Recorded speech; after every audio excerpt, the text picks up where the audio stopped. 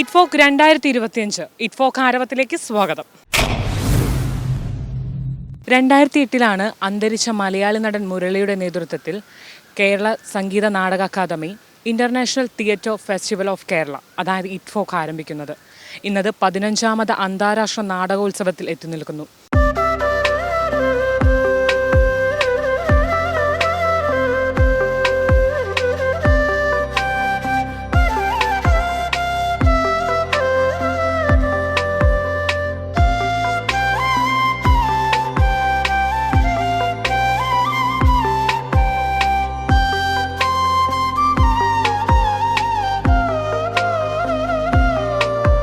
തൃശ്ശൂർ നഗരത്തിന് ഒരു കൂത്തമ്പലം ആവശ്യമായിരുന്നു.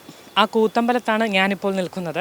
ഈ കൂത്തമ്പലം ഇപ്പോഴും ഇവിടെ നിലനിൽക്കുന്നുണ്ട്. എന്നാൽ വർഷങ്ങൾക്ക് മുമ്പ് തന്നെ 2011 ഡിസംബർ 12 ഈ കൂത്തമ്പലം നിർമ്മാണ പ്രവർത്തനത്തിനിടയിൽ തന്നെ കത്തി നശിച്ചിരുന്നു. എന്നാൽ ഇപ്പോഴും ഈ ഒരു കൂത്തമ്പലം അതിൻ്റേതായ ഒരു മോഡിയിലും ഇപ്പോൾ താൽക്കാലികമായുള്ള സെറ്റപ്പിലൊക്കെ ഇപ്പോഴും അത് നിലനിൽക്കുന്നുണ്ട്.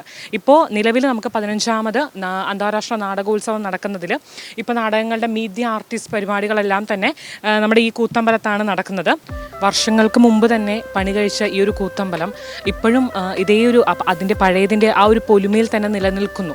കാരണം ഇവിടെ പണ്ട് ഇവർ പ്രത്യേകിച്ച് പെയിൻ്റ് അടിക്കുക, അതിന് മോടി കൂട്ടി അങ്ങനെ ഇത്തരത്തിലുള്ള ഒരു തരത്തിലുമുള്ള ഒരു മോഡിഫിക്കേഷനൊന്നും അവർ ചെയ്തിട്ടില്ല. പക്ഷേ എന്നാലും പണ്ട് കാണുന്ന അല്ലെങ്കിൽ പണ്ട് അതെങ്ങനെയാണോ പണിതത് കത്തി നശിച്ചതിന് ശേഷം അതിന് അവശേഷിച്ച ഭാഗങ്ങളായിട്ട് അത് ഇപ്പോഴും ഏറ്റവും ഭംഗിയായിട്ട് തന്നെ നിലനിൽക്കുന്നുണ്ട്. ഓലമേന രീതിയിലുള്ള മേൽക്കൂരകളും അതുപോലെ തന്നെ അന്ന് നിർമ്മിച്ച കല്ലിൻ്റെ ഭിത്തികളും തൂണുകളും എല്ലാമാണ് ഇവിടെ ഇപ്പോഴും നിലനിൽക്കുന്നത്. അതുപോലെ തന്നെ ഇന്ന് നാടകങ്ങൾ നടന്നതിന് ശേഷം മീറ്റ് ദി ആർട്ടിസ്റ്റ് എന്ന പരിപാടികളും എല്ലാം തന്നെ ഇവിടെ സംഘടിപ്പിച്ചിട്ടുമുണ്ട്. എൻ്റെ പേര് രഘുത്തമൻ. ഞാൻ Thrissur Calicut university school of ഡ്രാമയിൽ നിന്ന് പഠിച്ചിറങ്ങി. അഭിനയ എന്ന തിരുവനന്തപുരത്ത് ഒരു നാടക സംഘം 30 വർഷമായിട്ട് നടത്തി വരുന്നു. ഇപ്പോൾ നാട്ടക് എന്ന സംഘടനയുടെ സംസ്ഥാന പ്രസിഡൻ്റാണ്. സാർ, ഇറ്റ്ഫോക്കിൽ ഇപ്പോൾ എത്ര വർഷമായിട്ട് വരാറുണ്ട്? തുടക്കം തൊട്ടുണ്ടായിരുന്നു. ഇടയ്ക്ക് വൈഫിന് ആക്സിഡൻറ്റ് പറ്റി കിടപ്പായപ്പോൾ ഒരു 6 വർഷം വരാൻ പറ്റിയില്ല. കഴിഞ്ഞ വർഷവും വന്നിരുന്നു. ഈ വർഷവും എല്ലാ നാടകങ്ങൾ കാണാനും ഉണ്ട്. അപ്പോൾ സാർ, ഇപ്പോൾ നമ്മുടെ ഒരു ഇറ്റ്ഫോക്ക് ആരംഭിച്ചത് തന്നെ 2008 അതിൻ്റെ ഒരു ഉത്ഭവം എന്ന് പറയുന്നത്. അപ്പോൾ സ്റ്റിൽ അതിപ്പോൾ 2025 15ാമത്തെ എഡിഷനായിട്ട് ഇപ്പോൾ വന്ന് നിൽക്കുകയാണ്. ഇപ്പോഴും അതിന് എന്തൊക്കെ മാറ്റങ്ങളുണ്ട്, അല്ലെങ്കിൽ അന്ന് തുടങ്ങി ഇന്നൊരു നാൾ വഴിയിലൂടെ നമ്മൾ കടന്നു പോകുന്ന സമയത്ത് എന്തൊക്കെ മാറ്റങ്ങളാണ് നാടകത്തിലും ബാക്കിയുള്ള എല്ലാ കാര്യത്തിലും മാറ്റങ്ങൾ വന്നിരിക്കുന്നത്? തുടക്കത്തിൽ ഫെസ്റ്റിവൽ ഒരു 4-5 വർഷം നല്ല ശക്തമായിട്ട് പോയിട്ടുണ്ടെന്നുള്ളതാണ്. അത് ഇന്ത്യയിൽ ഒരിടത്തും ഇന്ന് അത് കുറച്ച് താഴെ പോയിട്ടാണ് കാണുന്നത്. താഴെ പോയിട്ടാണ് അതിൻ്റെ ക്വാളിറ്റി, അതിൻ്റെ സെലക്ഷനിൽ എല്ലാം. അത് ഓരോ വർഷവും ഫിലിം ഫെസ്റ്റിവൽ നമ്മൾ നോക്കുക, IFFK ഓരോ വർഷം വളർന്ന് പോവുകയാണ്. ഗവൺമെൻറ് കൂടുതൽ ഫണ്ട് നൽകുന്നു. അതിന് ഒരു ഫിലിം ഡയറക്ടറേറ്റ് എന്ന് പറഞ്ഞാൽ ഒരു ഫെസ്റ്റിവൽ കഴിഞ്ഞ് അടുത്ത ഫെസ്റ്റിവലിന് വേണ്ടി അപ്പം തന്നെ തയ്യാറെടുക്കുന്ന സ്വഭാവമുണ്ട്. ഇവിടെ അതില്ല. അങ്ങനെ ഒരു പ്രത്യേക ഫെസ്റ്റിവലിന് വേണ്ടി ഒരു ഫണ്ടോ അതിന് ഒരു ബോഡി, ഒരു ഡയറക്ടറേറ്റ് ഇറ്റ്ഫോക്ക് ഫെസ്റ്റിവൽ എന്ന് പറഞ്ഞാൽ അതിനൊരു സ്ഥിരം ഒരു കമ്മിറ്റി വേണം. അത് അവർ പുതിയ പ്ലേകൾ തിരഞ്ഞെടുക്കുക. അതൊരു വർഷം നീണ്ടു നിൽക്കുന്ന പ്രോജക്റ്റാണ്. അതിനുള്ള ഇൻഫ്രാസ്ട്രക്ചർ ഇവിടെ ഉണ്ടാവണം. അത് ഓരോ വർഷം കൂടി വരേണ്ടതാണ്.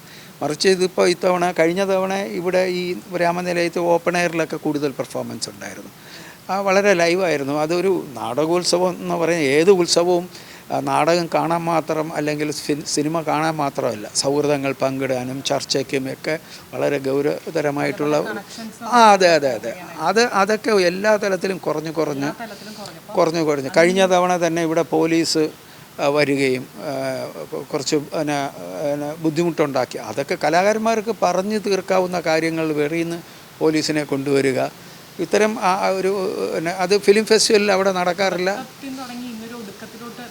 അതെ അത് ഒരു വർഷം ഈ വർഷം ഫെസ്റ്റിവൽ വേണ്ടാന്ന് വരെ തീരുമാനിച്ചത് ഇറ്റ്ഫോക്കും ഫിലിം ഫെസ്റ്റിവൽ നടക്കുമ്പോൾ എന്തുകൊണ്ട് ഇത് മാത്രം നിൽക്കുന്നു? കാര്യം സിനിമ ഫെസ്റ്റിവൽ നടത്തൂല എന്ന് പറഞ്ഞാൽ പ്രേക്ഷകർ ബഹളം ഉണ്ടാക്കും.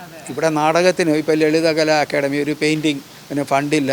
ഒരു സിനിമയോളം തന്നെ നാടകത്തിനും സ്നേഹിക്കുന്ന ഒട്ടനവധി പേരുണ്ട് അത് സംശയമില്ലാത്ത കാര്യമാണ്. ഇല്ലാത്ത കാര്യം എന്ന് വെച്ചാൽ ഈ കല ഒരിക്കലും മരിക്കില്ല എന്നുള്ളൊരു വാസ്തവമാണ്. ഇന്ന് ഏറ്റവും കൂടുതൽ പറയുന്ന ഐ ടു ഐ കോണ്ടാക്റ്റ് ഇല്ല കുട്ടികൾക്കെന്നാണ് പറയുന്നത്, സോഷ്യലൈസ് ചെയ്യുന്നില്ല. അപ്പോൾ ഇത് ഏറ്റവും ആ തരത്തിൽ അതെ അതെ അതെ. അപ്പോൾ അങ്ങനെയുള്ള പച്ചയായ മനുഷ്യൻ പ്രേക്ഷകരുമായിട്ട് സംവദിക്കുന്ന ആ ഒരു കലാരൂപം എന്നും നിലനിൽക്കേണ്ടത് മനുഷ്യ സമൂഹത്തിന് ആവശ്യമാണ്.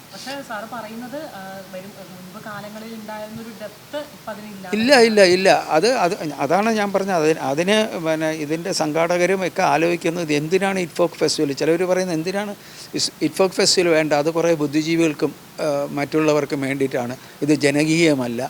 ദന്തഗോപുരത്തിലുള്ള കുറേ എന്നെപ്പോലെ മുടിയൊക്കെ വളർത്തി കുറേമാർ എന്തൊക്കെയോ ഗ്രോട്ടോസ്കി തർക്കോസ്കി എന്നൊക്കെ പറയുന്നു. ഇതൊന്നും അല്ല യഥാർത്ഥത്തിൽ. ഇത് കാലകാലങ്ങളിൽ പല പല മാറ്റങ്ങൾ ലോകത്ത് സംഭവിച്ചുകൊണ്ടിരിക്കുകയാണ്.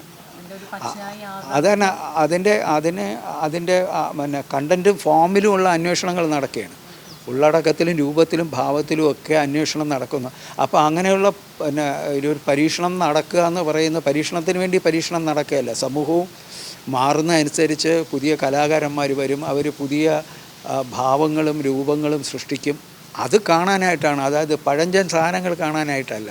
നിലവിലുള്ളത് ഓൾറെഡി ഉണ്ട്. അപ്പോൾ ഒരു അന്താരാഷ്ട്ര നാടകോത്സവം എന്ന് പറഞ്ഞാൽ ലോകത്തിൽ നടക്കുന്ന പ്രധാനപ്പെട്ട മാറ്റങ്ങൾ വരുത്തിയ നാടകങ്ങളെ ഈ അടുത്ത കാലത്ത് അതിനെ കൊണ്ടുവരാനുള്ള പണം മുടക്കി അങ്ങനെയാണ് കേരളീയരെ പ്രബുദ്ധരാക്കേണ്ടത്.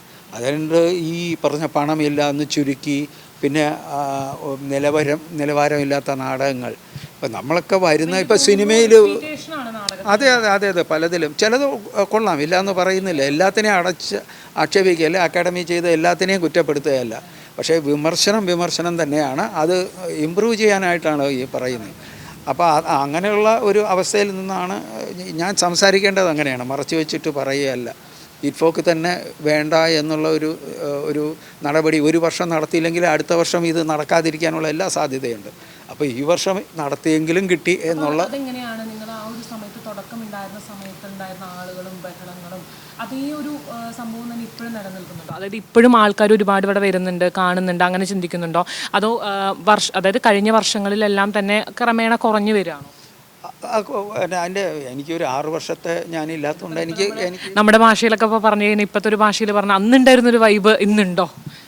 അല്ല, പുതിയ ചെറുപ്പക്കാർ വരുന്നുണ്ട്, ഒക്കെ ഉണ്ട്. കുറേ കാര്യങ്ങളിൽ ഈ ഫെസ്റ്റിവൽ നടത്തുന്ന കാര്യത്തിൽ കുറേ ചിട്ടകളൊക്കെ വന്നിട്ടുണ്ട്. ഇപ്പോൾ ഓൺലൈൻ രജിസ്ട്രേഷനും പിന്നെ കുറച്ച് ഭക്ഷണം കഴിക്കാനുള്ള ഒരു സൗകര്യം, ചില ഓഡിറ്റോറിയത്തിൻ്റെ കുറച്ച് ഫെസിലിറ്റീസ് മെച്ചപ്പെടുത്തിയിട്ടുണ്ട്. പക്ഷേ അതൊക്കെ ഇപ്പോഴും മറ്റുള്ള വിദേശത്തും അല്ലെങ്കിൽ ഇന്ത്യയിലുള്ള ഈ നാടകം കളിക്കാനുള്ള ഓഡിറ്റോറിയത്തിൻ്റെ സൗകര്യം വെച്ച് നോക്കുകയാണെങ്കിൽ കുറവാണ്. അപ്പോൾ അങ്ങനെയുള്ള ഓഡിറ്റോറിയം ഇവിടെ വേണം. ഇപ്പോൾ സിനിമയ്ക്ക് അത്രയും സൗകര്യം ചെയ്യുന്നുണ്ടല്ലോ.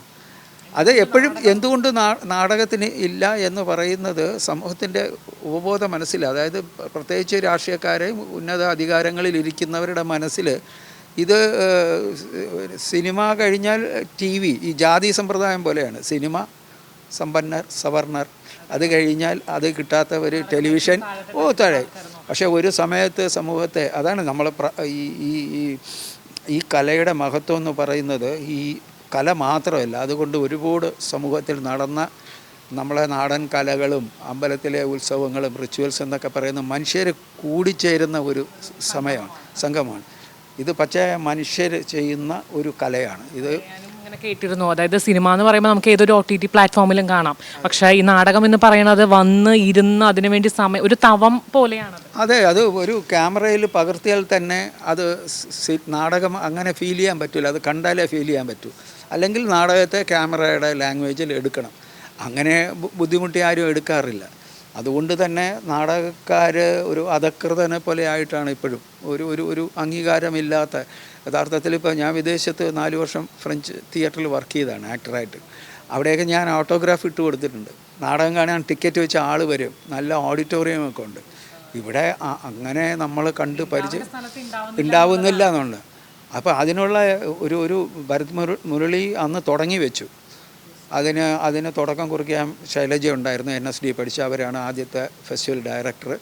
അത് കഴിഞ്ഞ് വന്ന ഫെസ്റ്റിവൽ ഡയറക്ടേഴ്സ് തരക്കേടില്ലാതെ ഓരോ പടിക്കും കുറേ ഇൻഫ്രാസ്ട്രക്ചർ ഡെവലപ്പ് ചെയ്ത് കൊണ്ടുവന്നു. ഒരു കോവിഡിന് തൊട്ട് എനിക്ക് തോന്നുന്നു അതിന് മുമ്പ് കുറച്ച് ഫെസ്റ്റിവൽ കണ്ടില്ല. പക്ഷേ കോവിഡിന് ശേഷം അതിനെ കുറേ പല കാരണങ്ങൾ പറഞ്ഞ് അത് നിർത്താനുള്ള ഒരു സമ്പ്രദായം. അത് അക്കാഡമി ചെയ്യേണ്ടത്, അക്കാഡമി ഏറ്റവും കൂടുതൽ ജനങ്ങളിൽ അറിയപ്പെടുന്നത് ഇറ്റ്ഫോക്ക് കൊണ്ടാണ്.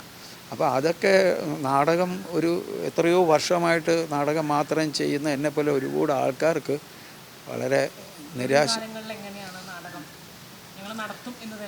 അത് തീർച്ചയായിട്ടും അതിനാണല്ലോ ഒരു സംഘടന ഉണ്ടായി വന്നത് തന്നെ. ഇപ്പോൾ ഞാൻ എൻ്റെ ഒരു ഫ്രാൻസിലെ ഒരു സുഹൃത്ത് ഫാബിയാൻ ഇപ്പോൾ വന്നിരുന്നു. അപ്പോൾ അവിടെ ഫ്രാൻസിൽ പോലും പ്രശ്നമാണ്. അപ്പോൾ അവർ ചോദിക്കുന്നത്, നിങ്ങളിവിടെ സംഘടിച്ചു, നിങ്ങൾ ഇത്രയും കാര്യങ്ങൾ ചെയ്യുന്നു പറഞ്ഞാൽ അത്ഭുതമാണ്, ഞങ്ങൾക്ക് അങ്ങനെ ഒരു സംഘടന ഉണ്ടാക്കാൻ കഴിഞ്ഞില്ല. കാര്യം അവിടെയും ഫണ്ടുകൾ വെട്ടിക്കുറയ്ക്കുന്നു, അവതരണങ്ങൾ. ഇപ്പോൾ ഞങ്ങൾ ഇവിടുന്ന് പണ്ടൊക്കെ എൻ്റെ സംഘവും മറ്റു പല സംഘങ്ങളും വിദേശത്ത് നാടകം കളിക്കാൻ പോയിരുന്നു. അതൊന്നും അപ്പോൾ അവർ വിളിക്കുന്നില്ല. കാര്യം ഇപ്പോഴത്തെ പ്രശ്നം അതാണല്ലോ. അവർ പ്രാദേശികമായിട്ടുള്ള ആൾക്കാരെ പ്രൊമോട്ട് ചെയ്യുക, വിദേശ എന്നുള്ള നാടകങ്ങളെ വെട്ടിക്കുറയ്ക്കുക, ഇങ്ങനെയുള്ള ഒരു രീതി അവിടെ നടക്കുന്നുണ്ട്. അവർക്ക് കലാകാരന്മാർക്ക് തന്നെ ഫണ്ട് കുറഞ്ഞിട്ടുണ്ട്. ഞാൻ വർക്ക് ചെയ്ത കമ്പനിയിലൊക്കെ ഇപ്പോൾ പണം കുറഞ്ഞു വരുന്നു. ആർട്ടിസ്റ്റുകൾ പോയി നാടകങ്ങളുടെ രീതി മാറി ചെറിയ 3-4 ആക്ടേഴ്സിനെ വെച്ച് ചെയ്യുക. ഇങ്ങനെ അതിപ്പോൾ യൂറോപ്പിൽ അങ്ങനെ ആയിക്കൊണ്ടിരിക്കുകയാണെന്ന് പറഞ്ഞു. അവിടെയാണ് നമ്മളിവിടെ കേരളത്തിൽ ഒരു സംഘടനയുണ്ട്. അത് സംഘടന എന്നുള്ള അത് രാഷ്ട്രീയ ഒരു പാർട്ടിയുമായിട്ട് ഒരു അഫിലിയേഷനും ഇല്ല. കലയ്ക്ക് വേണ്ടിയെന്നല്ല, കല നിലനിർത്താനും കലയുടെ എല്ലാ തരത്തിലുള്ള ഒരു ക്വാളിറ്റി ഇമ്പ്രൂവ്മെൻറ്റിന് വേണ്ടിയിട്ട്. അത് ഞാൻ പറയുന്നത് 3 തരത്തിലാണ് ഒരു സംഘടന പ്രവർത്തിക്കേണ്ടി വരുന്നത്. ഒന്ന്, നമ്മൾ അടിസ്ഥാനപരമായിട്ട് ആ കലയെക്കുറിച്ചുള്ള ഒരു ഗൗരവമായിട്ടുള്ള ഒരു പഠനം സാധാരണ ജനങ്ങളിലെത്തിക്കുക. അതിൻ്റെ നാടകത്തെക്കുറിച്ച്, അതിൻ്റെ രൂപത്തെയും ഭാവിയെക്കുറിച്ച് ഉള്ള ഒരു ജ്ഞാനം. 2, അത് നാടകങ്ങൾ അവർക്ക് അവതരിപ്പിക്കാനുള്ള ഒരു ഇടമുണ്ടാവുക. പിന്നെ അത് നാടകത്തെക്കുറിച്ച് മനസ്സിലാക്കുക എന്ന് പറഞ്ഞാൽ അത് പരിശീലനം വേണം. അപ്പോൾ അത് നാടകം പരിശീലന കേന്ദ്രങ്ങൾ അല്ലെങ്കിൽ വർക്ക്ഷോപ്സ് നടക്കണം. അത് കളിക്കാനുള്ള സൗകര്യം വേണം. അത് ടിക്കറ്റ് വെച്ച ഷോ ആയിട്ട് അതിൽ നിന്ന് അതേപോലെ ടിക്കറ്റ് വെച്ച് വരണം. ടിക്കറ്റ് വെച്ചത് നാടകക്കാർ ആ കളി കൊണ്ട് തന്നെ ജീവിക്കാൻ പറ്റണം. അതിൽ നിന്ന് വരുമാനം ഉണ്ടാവണം. സമൂഹത്തിൽ ഒരു അന്തസ്സും ആദരവും.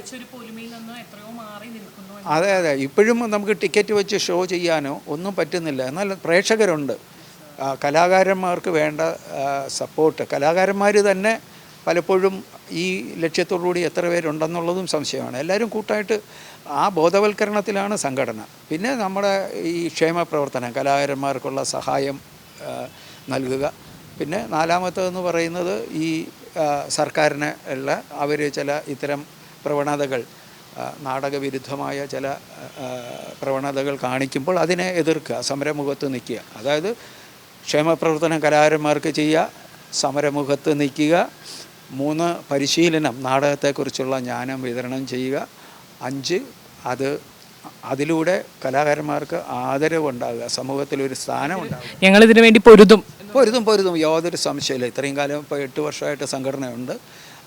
അത് അങ്ങനെ തന്നെ പോവും. കാര്യം നമുക്ക് ഭയക്കേണ്ട കാര്യമില്ല. നമുക്ക് നാടകം എന്നുള്ള ഒരു കലയോടുള്ള നമ്മുടെ ഒരു ആഭിമുഖ്യവും ഒക്കെ തന്നെയാണ് പ്രധാനം. എൻ്റെ പേര് വൈക്കം MK ഷിബു, നാടക പ്രവർത്തകനാണ്. അപ്പോൾ നമ്മുടെ 2008 ഈ ഫോക്കിൻ്റെ ഒരു ഉത്ഭവം പറയുന്നത്. അപ്പം അന്നത്തെ ഒരു കാലത്തിന് ശേഷം ഇന്നൊരു കാലഘട്ടത്തിലോട്ട് വരുമ്പോൾ നാടകം എത്രത്തോളം അതിനൊരു ഡെപ്ത് ഉണ്ട്, അല്ലെങ്കിൽ അതിന് എത്രത്തോളം വാല്യൂ ഉണ്ട്? നാടകം മലയാള നാടകവേദിയെ മാറ്റിയ ഒരു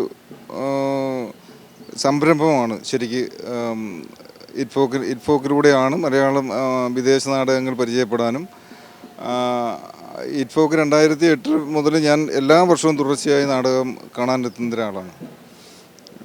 പറയാൻ പറ്റും അന്നുണ്ടായിരുന്ന ഒരു വ്യത്യാസം ഇന്നൊരു നാടകത്തോട്ട് വരുമ്പോൾ ഒരു വ്യത്യാസം? സംഘാടനവുമായി ബന്ധപ്പെട്ട് ആദ്യകാലങ്ങളിൽ വലിയ ഒരു ആഘോഷമായിട്ടാണ് ഇത് നടത്തിക്കൊണ്ട് പോയത്. ഇന്ന് ആ ഒരു ആഘോഷ പരിചയമൊക്കെ പോയി. പിന്നീട് അത് ഓരോ കാലത്തും അതിൻ്റേതായ രീതിയിൽ കുറേ നിയന്ത്രണങ്ങളും കാര്യങ്ങളും ഒക്കെ വന്നപ്പോൾ അത്തരമൊരു അന്ന് ഈ നാട്ടിലെ കേരളത്തിലെ മുഴുവൻ ആർട്ടിസ്റ്റുകളെയും ഇവിടെ വിളിച്ചു വരുത്തി അവർ വലിയ ആഘോഷമായിട്ട് അവർ തന്നെയാണ് നടത്തിക്കൊണ്ടിരുന്നത്. പക്ഷേ ഇന്നത് മാറിയിട്ട് കുറച്ചൊരു ഒഫീഷ്യൽ രൂപത്തിലേക്ക് വന്നപ്പോൾ അതിൻ്റേതായ ഒരു പ്രശ്നങ്ങളുണ്ട്. എന്നാൽ ഇറ്റ്ഫോക്ക് ശരിക്ക് നമ്മുടെ നാടകത്തെ വലിയ സ്വാധീനം ചെലുത്തിയിട്ടുണ്ട്. ഇപ്പോൾ നമ്മൾ ഇതിന് തൊട്ട് മുമ്പാണ് ഇവിടെ ഏകാംഗ നാടക മത്സരം നടന്നത്, അമച്വർ നാടക മത്സരം നടന്നത്. അപ്പോൾ ഈ നാടകങ്ങളൊക്കെ ഈ ഇറ്റ്ഫോക്ക് വരുന്നതിന് മുമ്പ് കേരളത്തിലുണ്ടായിരുന്ന നാടകങ്ങളെ അപേക്ഷിച്ച് ഇതിൻ്റെ ഇവിടെ വരുന്ന നാടകങ്ങളുടെ ഒക്കെ സ്വാധീനം നമ്മുടെ നാടകങ്ങൾക്ക് ഉണ്ടാകുന്നുണ്ട്. അത് തന്നെ വലിയ മാറ്റമാണ്. ഇപ്പോൾ സാങ്കേതികവിദ്യ അന്ന് ഉണ്ടായിരുന്ന ലൈറ്റുകൾ മാറി, സൗണ്ട് സിസ്റ്റം മാറി, സ്റ്റേജിൻ്റെ രൂപം മാറി. ഇതൊക്കെ അന്ന് ഇത് തുടങ്ങുമ്പോൾ മുരളി തിയേറ്ററൊന്നും ഇല്ല. അതിനുശേഷമാണ് ഇതൊക്കെ വരുന്നത്. അന്ന് ഉണ്ടാകുന്നപ്പോൾ റൂഫില്ലാത്തൊരു തിയേറ്റർ അതിന് ശേഷം ഉണ്ടാക്കിയതാണ്. അതിനുശേഷമാണ് റൂഫ് ഉണ്ടാകുന്നത്. അതിന് സ്റ്റെപ്പ് ഇരിക്കാനുള്ള സീറ്റിങ്ങും ഒക്കെ ഉണ്ടാകുന്നത് അതിന് ശേഷമാണ്. അങ്ങനെ ഇവിടെ തന്നെ ഈ ക്യാമ്പസിൽ തന്നെ ഒരുപാട് മാറ്റങ്ങൾ ഇറ്റ്ഫോക്കിൻ്റെ പേരിൽ ഉണ്ടായിട്ടുണ്ട്. നാടകങ്ങൾ തമ്മിലുള്ളൊരു വ്യത്യാസം എന്തായിരിക്കും നിങ്ങൾ കണ്ടതും ഇന്ന് നിങ്ങൾ കാണുന്നതുമായിട്ടുള്ളത്? അന്ന് അപ്പം നമുക്ക് അങ്ങനെ ഒരു രീതി ഓരോ രാജ്യങ്ങളിൽ നിന്നുള്ള നാടകങ്ങളാണ് ഓരോ പ്രാവശ്യം വന്നിരുന്നത്. അപ്പോൾ ആ രാജ്യത്തിൻ്റേതായ നാടകത്തിൻ്റെ ഒരു സംസ്കാരവും അവരുടെ തനത് രീതികളും ഒക്കെ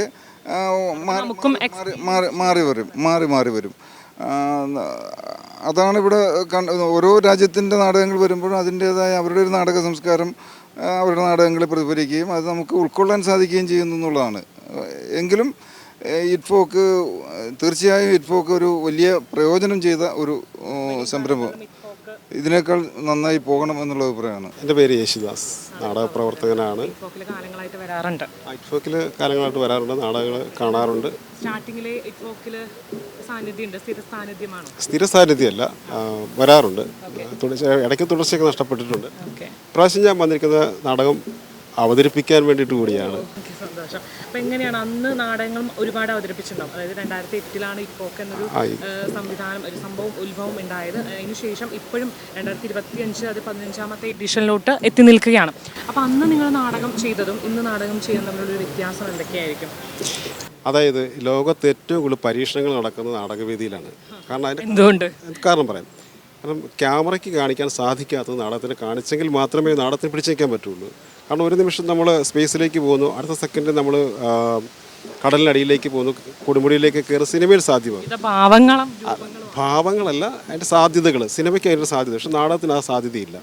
അപ്പോൾ ക്യാമറയ്ക്ക് എന്ത് സാധിക്കുന്ന ആ ഘട്ടത്തിൽ ക്യാമറയെ മറികടക്കുന്ന രീതിയിലുള്ള പരീക്ഷണങ്ങൾ തിയേറ്ററിൽ അനിവാര്യമാണ്. അപ്പോൾ ലോകത്തിൽ തന്നെ പരീക്ഷണങ്ങൾ നടക്കാൻ അതിൻ്റെ സ്പേസ്, രീതികൾ, സമയം, കാലം ഇതെല്ലാം വളരെ പ്രത്യേകതയുള്ളതാണ്. മറ്റത് ലൈവാണല്ലോ നാടകം, ജൈവകലയാണ്. മറ്റത് നേരത്തെ റെക്കോർഡ് ചെയ്ത് നമ്മുടെ മുന്നിൽ അവതരിപ്പിക്കുന്നതാണ്. അപ്പോൾ സ്പോട്ടിൽ അവതരിപ്പിക്കുന്നതിന് അതിൻ്റെതായ പരീക്ഷണങ്ങൾ, പുതുമകൾ എപ്പോഴും തിയേറ്ററിൽ ഉണ്ടായിക്കൊണ്ടേയിരിക്കും. അതാണ് ലോകത്തിൽ ഏറ്റവും കൂടുതൽ പരീക്ഷണങ്ങൾ നടക്കുന്നതാണ്.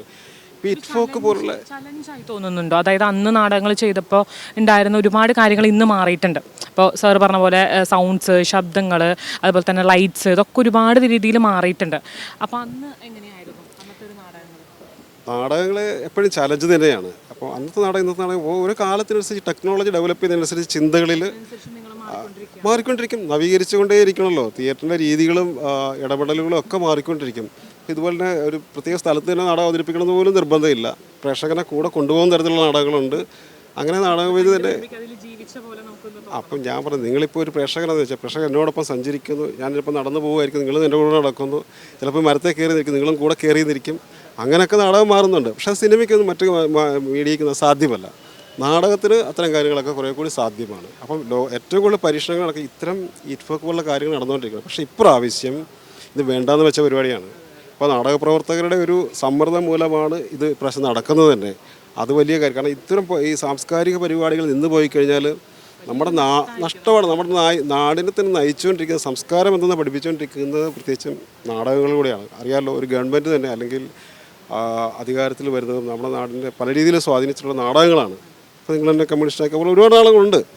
അപ്പോൾ നാടകം നിലനിൽക്കേണ്ടത് വളരെ അത്യാവശ്യമാണ് ശരിക്കും. സിനിമ പോലെ തന്നെ അതിൻ്റെ ഒരു ബാലൻസിംഗിൽ തന്നെ പോകേണ്ട ഒരു കാര്യം. തീർച്ചയായിട്ടും നാടകത്തിൽ ഇപ്പം നാടകം മരിക്കുന്നുണ്ടെന്നൊക്കെ ചില ചോദ്യങ്ങളൊക്കെ പലരും പറയുന്നുണ്ട്. പക്ഷെ നാടകം ഒരിക്കലും മരിക്കുന്നില്ല, മരിക്കാൻ സാധ്യമല്ല. അത് നിങ്ങളുടെ ഭാഷയിലൊക്കെ ചോദിച്ചാൽ അന്ന് കണ്ടൊരു നാടകത്തിന്റെ വൈബ് ഇന്നുണ്ടോ? അയ്യോ, അതിൽ ഭീകരമായ വൈബല്ലേ ഇപ്പോൾ ഉള്ളത്. വൈബാണ് ശരിക്കും. നാടക പ്രവർത്തനം എപ്പോഴും ഫുൾ എനർജറ്റിക് ആണ്. അവർ കാലത്തിനൊപ്പം കാലത്തിന് മുന്നേ സഞ്ചരിക്കുന്നവരാണ് നാടക പ്രവർത്തകർ എപ്പോഴും. അപ്പോൾ ഇന്നത്തെ ഈ 2025 നമ്മുടെ ഒരു 15th എഡിഷൻ ഇഫോക്കിൻ്റെ ഒരു ആശയം എന്ന് പറയുന്നത് കൾച്ചേഴ്സ് ഓഫ് ഇതാണ്, റെസിസ്റ്റൻസ് ആണ്. അപ്പോൾ സാറ് ആ ഒരു ആശയത്തിൽ ഒരൊറ്റ നോട്ടത്തിൽ എങ്ങനെ നോക്കാം? തീർച്ചയായിട്ടും കാലഘട്ടത്തിൻ്റെ ആവശ്യമാണ്. കാരണം ഇപ്പോൾ പലയിടത്തും നമുക്കറിയില്ല, പല പ്രശ്നങ്ങൾ, പലായനങ്ങൾ, യുദ്ധം ഇതെല്ലാം നടന്നുകൊണ്ടിരിക്കുകയാണ്. അപ്പോൾ പ്രതിരോധത്തിന് അതിൻ്റെ പിന്നെ തീർച്ചയായിട്ടും ഇപ്പോൾ സാംസ്കാരികമായ പ്രതിസന്ധി നേരിടുന്നു, ജീവിതത്തിന് വേണ്ടിയുള്ള പ്രതിസന്ധി, അധിനിവേശങ്ങൾ, പട്ടിണി, അങ്ങനെയൊക്കെ ഒരുപാട് പ്രശ്നങ്ങളുണ്ടല്ലോ. ഇത് കാലഘട്ടത്തിന് അനുയോജ്യമായിട്ടുള്ള ഒരു മുദ്രാവാക്യം തന്നെയാണ് പ്രതിരോധത്തിൻ്റെ സംസ്കാരങ്ങൾ. പിന്നെ വ്യത്യസ്ത പല രാജ്യങ്ങളിൽ നിന്ന് കടന്നു വരുന്ന നാടക സംഘങ്ങൾ, അവരുടെ അവതരണങ്ങൾ കാണുക, രീതികൾ മനസ്സിലാക്കുക, സംസ്കാരം, ചരിത്രം ഒക്കെ പഠിക്കുക, ഒപ്പം കല, അത് വളരെ പ്രധാനപ്പെട്ട കാര്യമാണ്. My name is Vijay Jangid from Bhopal, Madhya Pradesh. So I'm studying Masters in Dramatics. So coming in first time in IFOC? yeah, I came first year with my batch. So my batch has 14 people. Okay. How is it? It's good. It's different for me because of culture and the gesture towards us. It's very different, but sometimes I feel very same. Only the language is the barrier, but it's not barrier. It's enjoying You it. are enjoying and exploring. Yeah. So I'm. One more thing, I have a question. Then 2025, the ITFOK, the 15th edition. So the name of ITFOK, Cultures of Resistance. Then how much apt this caption in this era? So the first of all, I really like the title "Culture of Resistance." When I came here, so the banner and the culture of resistance, it's mean like the things and the situation we can't say in the public, so we can say through. We can say through the art. We can say through our culture, like our craft, like theatre, plays. So we can say a lot of things through our art because we can't say in the public. So sometimes it's prohibited by the people in the society. But this is the very, very smart and good and the very great way to tell of the drama through the drama, through the art, like resistance. So this is the main definition I have understood. Coming in the drama school. Yeah, I'm coming from the drama school. So my drama school name is Tagore National School of Drama, Bhopal, Madhya Pradesh. Okay. That's your opinion. Yeah, that's my opinion. And everybody should attend this festival. Did you watch any dramas? Then Today, how do you feel like that? Tonight I will see the drama, the Poor Lisa. There is a play. And the play is all about they are telling the story of love through the music. Okay. So it's beautiful and we will see. Yeah. ITFOK വിശേഷങ്ങൾ ഇവിടെ അവസാനിക്കുന്നില്ല. അടുത്ത ITFOK വിശേഷങ്ങളുമായി നമുക്ക് വീണ്ടും കാണാം.